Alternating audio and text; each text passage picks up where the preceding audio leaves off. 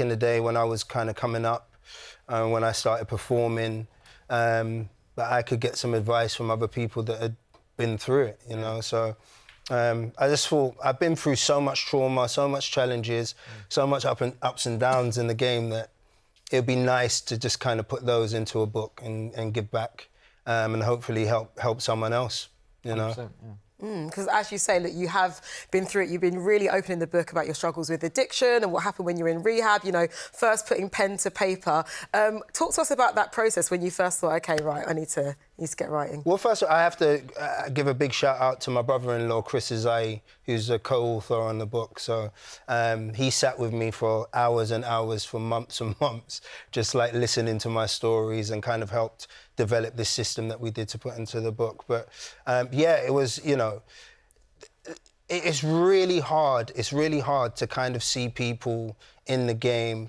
that you can, you know, relate to sometimes. And I felt like I was walking around kind of seeing a lot of young black kids kind of trying to get into acting, trying to get into music, always asking me questions about it or whatever. And, like, I realised that a lot of the trauma had shaped the success, you know, and I wanted to put that in a book. I wanted people to understand that you shouldn't shy away from things going wrong.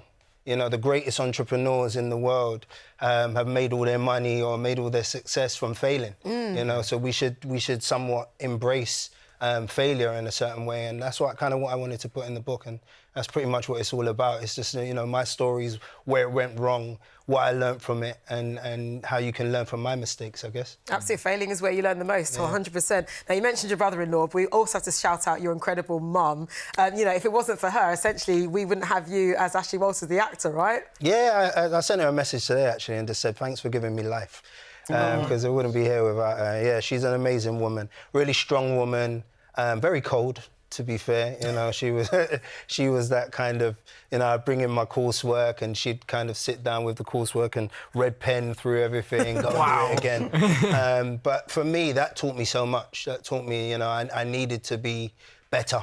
You know, I needed to push myself as much as I could. And she kind of instilled that in me, and she's kind of like the spine of the book, I guess, and one of the reasons why I'm where I am today. Now, did she red pen the book? She hasn't had it yet. Okay. She hasn't got a copy. She's actually in Jamaica at the moment, so when she gets back, a copy will be waiting for her. But it's too late. It's on the shelves now, so nothing she can do. Yeah. Very smart.